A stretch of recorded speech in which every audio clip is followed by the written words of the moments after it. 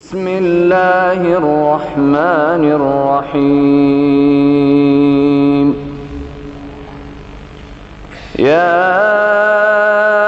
أيها الذين آمنوا أطيعوا الله وأطيعوا الرسول وأولي الأمر منكم، فإن تنازعتم في شيء فردوه إلى الله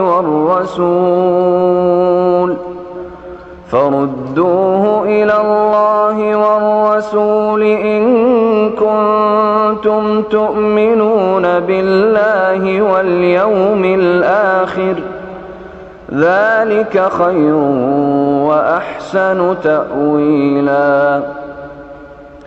ألم تر إلى الذين يزعمون أنهم آمنوا بما أنزل إليك وما أنزل من قبلك يريدون أن يتحاكموا إلى الطاغوت وقد أمروا أن يكفروا به، ويريد الشيطان أن يضلهم ضلالا بعيدا. وإذا قيل لهم تعالوا إلى ما أنزل الله وإلى الرسول رأيت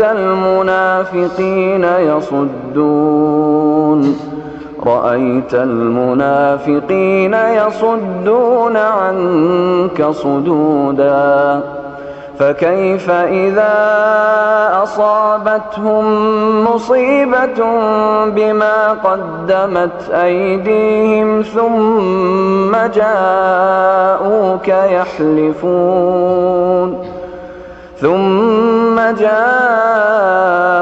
يحلفون بالله إن أردنا إلا إحسانا وتوفيقا.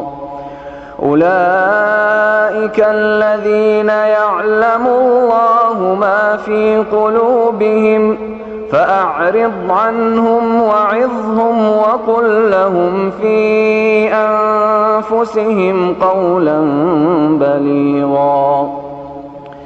وما أرسلنا من رسول إلا ليطاع بإذن الله، ولو أنهم إذ ظلموا أنفسهم جاءوك فاستغفروا الله